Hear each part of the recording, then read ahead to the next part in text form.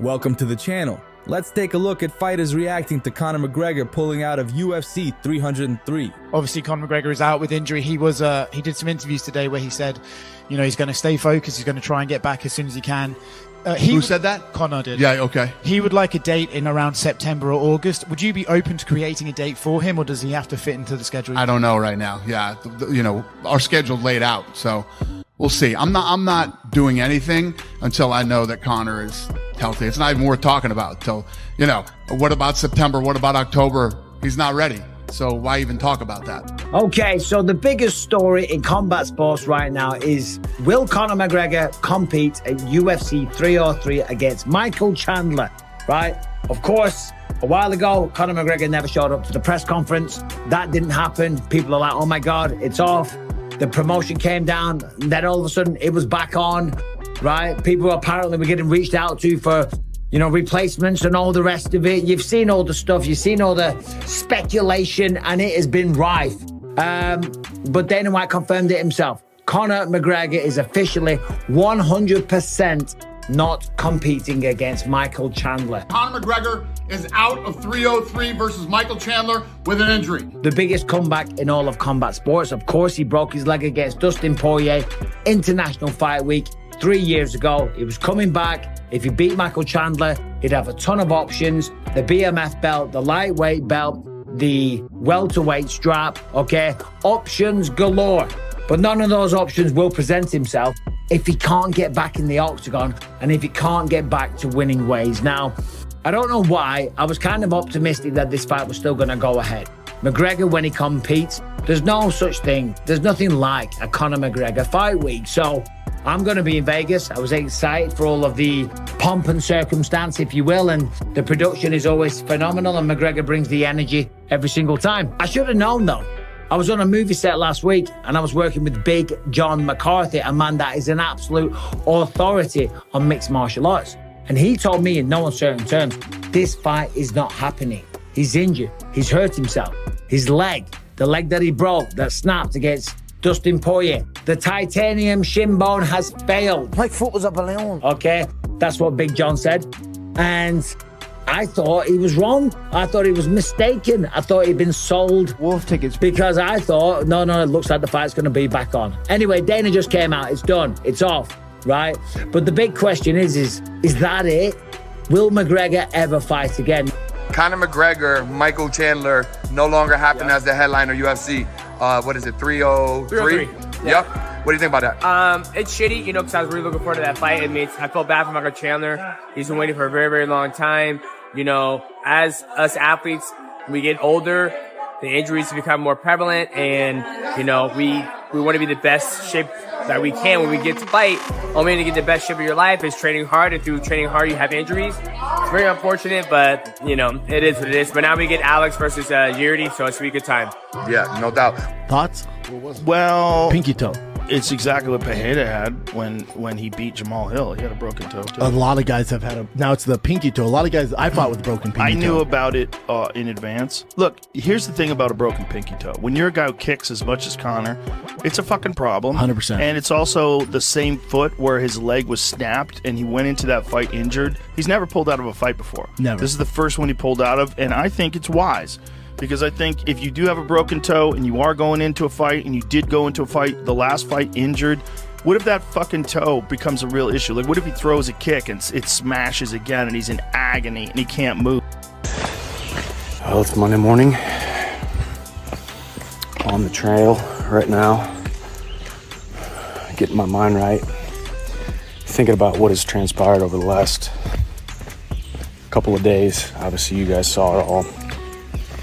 Got the rug pulled out from underneath me at the last possible moment. Had just got done with my last sparring session Thursday morning.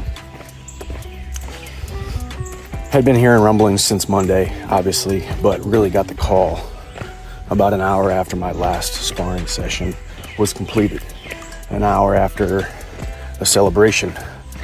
Anybody who was trained for a fight or anybody who has gone through a training camp for something, you go through a really hard block, and then in order to peak, you get toward the very end to where You don't go hard anymore as to throw yourself into the fire and take the chance of injuries, overtraining, bumps, bruises, cuts, all those different things. And I had just gotten done with that. The happiest and healthiest and hardest to kill, most dangerous man I have ever been in my entire life. In that moment, to 30 minutes later getting a phone call that all of that was for naught. Or was it? Reminds me of the story about the man at the bottom of the hill where God comes to him in a vision and says, I need you to push this rock. And the man pushes it and pushes it and pushes it. His shoulders are bleeding, his hands are bleeding. He is dead dog, tired, exhausted. Finally quits and looks up and said, God, why would you tell me to push this rock up the hill if you knew I wasn't going to be able to do it? And he said, son, you misunderstood what I said. I didn't tell you to push the rock up the hill. Just because the rock was at the base of a hill doesn't mean I was telling you to push the rock up the hill. I was just telling you to push the rock. Shit, a tough weekend. Tough fucking time for the UFC. Conor's officially out. Usually I hear a little something and I have a little inside information. Nothing. I had heard nothing on the Conor stuff. I think it was like, is it happening? Is it not? I was just in the dark with everyone else. We didn't know what was gonna happen. Conor's got an injury. He pulls out. The main event's over. Michael Chandler, they don't get a replacement fight for him, which I thought was interesting. I thought for sure if Conor pulled out, they'd have a replacement for Michael Chandler. I don't know if Michael Chandler had a saying in that, if he wanted to, or if he wanted to try to push it to a later date. I know Conor said he wanted to do the Sphere. UFC said, hey, we're working on some fights. I was like, oh, shit, that's pretty cool. Hopefully I'm a part of that, man. But I'm surprised they didn't get Conor or Chandler a replacement. They're trying, supposedly I saw something about maybe doing it in October, which seems like, because I don't think they were doing Vegas in October. It seems like they almost would just completely make a whole card around that just to move it there.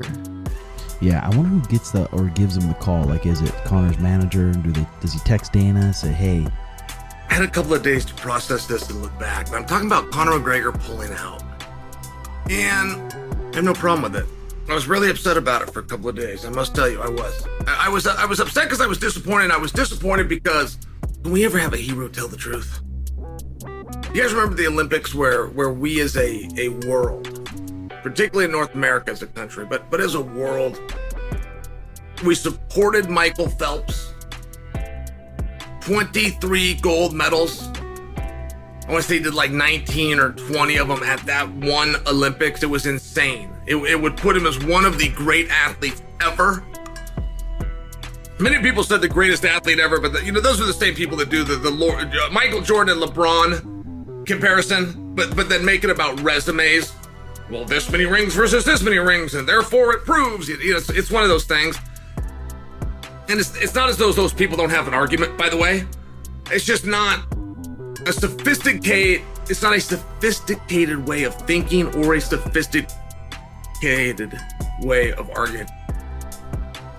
Do I lose credit for being sophisticated when I can't even pronounce the word? I do, don't I? Yeah, you want to come tell the audience that? Yeah, I can't come over here and I can't come and tell the audience what sophistication is when I can't pronounce it myself, correct? All right, well then I will step down from my big lofty perch, my high-handed approach to this, and I will just come back to tell you. Did you even take English class? It was so disappointing. That's my son, Thero, ladies and gentlemen. The cheap seats, he just yelled out, did you even take English class? It was so disappointing after we did that for Phelps, and then he got caught smoking dope on tape. And, if you're a pothead, I wish the potheads wouldn't have won, but they did. And I can acknowledge that. So, if you're a pothead and you're a proud pothead, you're a Joe Rogan type, then just be that. But Phelps wasn't. He went and hired a PR team and he put out a statement. And it was just one of these moves where you go, man, can anybody ever come as advertised? Like, Michael, is there any reason you and your crooked teeth couldn't go up and shut a door somewhere and smoke dope? Is there any reason your dumbass had to do it in front of a bunch of people with cameras? And I only bring that to you is that's how I felt when Conor pulled out. That's one thing that he has never done. The show must go on. The show always goes on. Do you think Conor will ever return to the octagon? And if so, will it be against Michael Chandler? Thanks for watching. Comment below what fighter you'd like to see next.